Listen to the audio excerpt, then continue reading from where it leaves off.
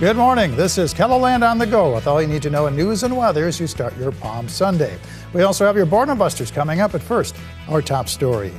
A vehicle fire at a waste management company kept firefighters in Brandon busy last night. The fire broke out at Marv's Sanitary Service. Firefighters at the scene told KELOLAND News that one of the garbage trucks overheated, sparking the fire. In all, 2 trucks parked outside the business were damaged. No one was hurt, and there does not appear to be damage inside of the building. Crews will begin work later today on parking changes to downtown Sioux Falls.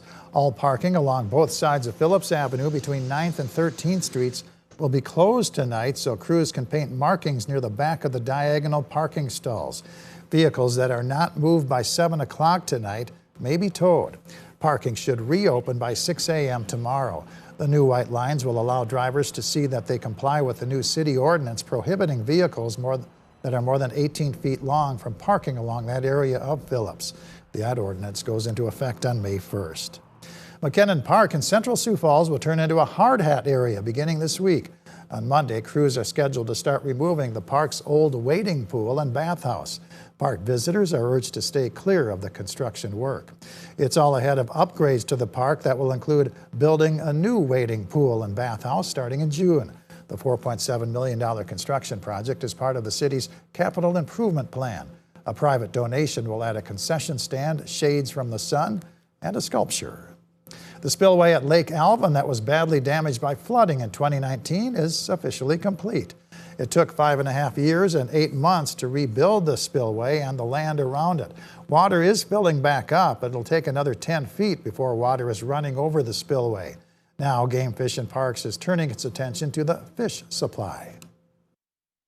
We plan on getting some nets in the lake this spring to just see what's in there for fish still, because the fish community is still there, and we didn't observe any fish kills from this spring from the water drawdown. The mild winter helped crews keep the work on track to finish on time.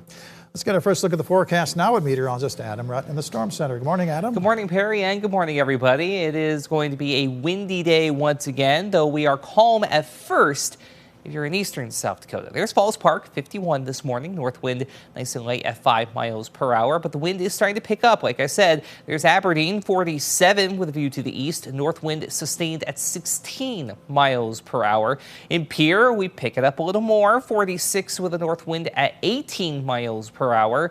And that number just continues to climb on the anemometer. 48 in Rapid City, a north wind at 26 miles per hour. We have some 50s already. Worthington, the aforementioned Sioux Falls, Yankton, Spencer over in Iowa, and Phillip all 50 or better. We're close in Mobridge at 49, 43 for Watertown, 46 in Winter, plus some 30s towards Spearfish and Custer at 39 apiece. There's the wind. It's trying to stay calm along I-29, but it's going to be a losing effort. Notice those wind speeds pick up in central and western South Dakota. We have another blustery day on our hands and another round of fire weather concerns as well. We'll talk about that and go through the rest of your 7-day forecast coming up. All right, thank you very much, Adam. A Vietnam War veteran from Mitchell has been reunited with a woman he met back in 1969. Jim Anderson was serving in Vietnam when he was granted R&R for a trip to Australia, which is where he met Robin Wood. During their time together, Wood told Anderson about her father's memoir he had written. Wood's father was a POW during World War II. After the pair went their separate ways, Anderson waited more than a half-century for the memoir to finally be published. Woods published it last August and it titled Twists of Fate. And when Anderson found out about the book, he got in touch with her. He and his wife invited me to come over and meet them and spend some time with them in South Dakota, which I have done, and thoroughly enjoyed my trip. And so pleased that they made contact. The group visited the Badlands, Mount Rushmore, and the Corn Palace, among other places, during their reunion. Shop for bargains during the Spring Fling in downtown Sioux Falls. 27 businesses are taking part in the promotion, which includes opportunities for customers to sign up for a chance to win $25 gift cards. Spring Fling runs daily through next Saturday. AMC Collective in Sioux Falls is hosting a one-sheet wonder card workshop. Stop by anytime between 1 and 4 p.m. and create 14 unique greeting cards using the one-sheet wonder technique. All supplies are provided. The cost is $20. Test your detective skills during Crime or No Crime, where you'll analyze evidence and draw your own conclusions as part of One Book Siouxland. The sessions are taking place from 1 through 2:30 at the Oakview Branch Library in Sioux Falls. Registration is required through the Siouxland Library's website.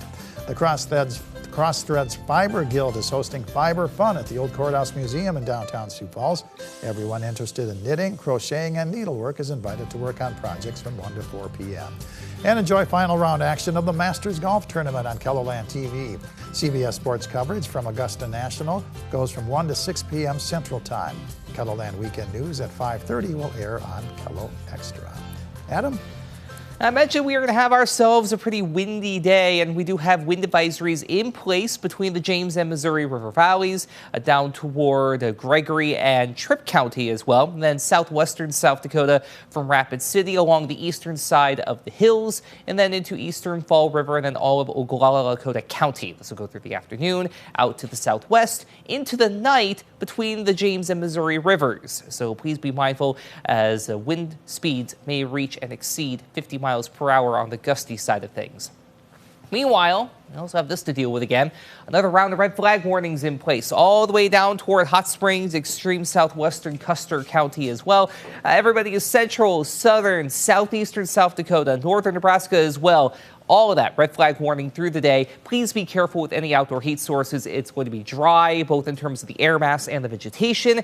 And as I just mentioned, it's going to be windy. There is a little bit of rain trying to clip extreme northern South Dakota, but a lot of that's going to stay up in North Dakota, with a few exceptions. I do think we get a couple of isolated showers out of the deal later this afternoon and evening. Maybe even a rumble of thunder or two can't be ruled out if we can get some of that to really reach down into northern portions of South Dakota. From there, we're going to watch Monday afternoon and Monday evening for yet another opportunity at some scattered showers and maybe an isolated thunderstorm or two. This time around, it's going to be East River and into southeastern KELOLAND as well. That gets out of here, and then we get a nice little break as we go into Tuesday and Wednesday.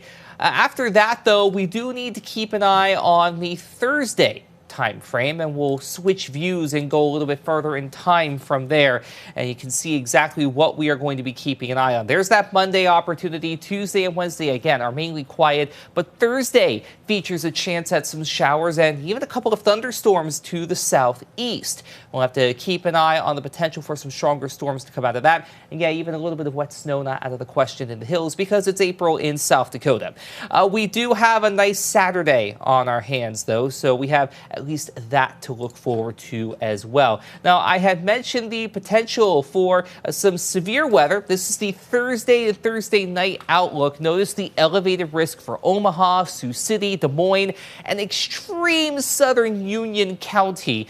We'll see if that migrates up to the north and west or not, but this is why we're keeping an eye on that Thursday outlook. All the while, yeah, we do take a step backward on the thermometer from Monday. It's a brief step backward before we reload and warm up for the second half of the week, back into the 60s and 70s. Then we back off again as we head toward Friday into the weekend. So we get that typical springtime back and forth on the pendulum. But overall, though, odds for above average temperatures are going to be favored headed into the tail end of the month. That's not to say every day is going to be above average, but we do at least favor those odds. The rest of your day today, windy across the board, 50s and 60s to the west, 60s and 70s, however, to the south and east. Overnight low temperatures tonight falling mainly into the 30s with your 7-day forecast featuring that chance for rain and again, an isolated thunderstorm not out of the question for southeastern KELOLAND. We'll have a better chance for showers and a few thunderstorms Thursday going into the day on Friday. All the while, yeah, we go back and forth on that thermometer. In Aberdeen, a couple of showers later today, and then again Monday, Thursday, and Friday as well. 67 today, down to 53 on Monday, up to 72 on Wednesday, back into the 50s by Friday, and then guess what? We warm up again as we head into next weekend. In Pierre, back and forth on the thermometer from Sunday through Saturday as well. You get a small shower chance on Monday, better chance for rain again Thursday into Friday with windy weather weather today and tomorrow. Same goes for Rapid City with the windy conditions today and tomorrow. 70s Tuesday and Wednesday, some scattered showers Thursday and Friday as you're back in the 50s before you warm up next weekend. Have a great day, everybody. For more on your local news, weather, and sports, you can always head on over to KELOLAND.com.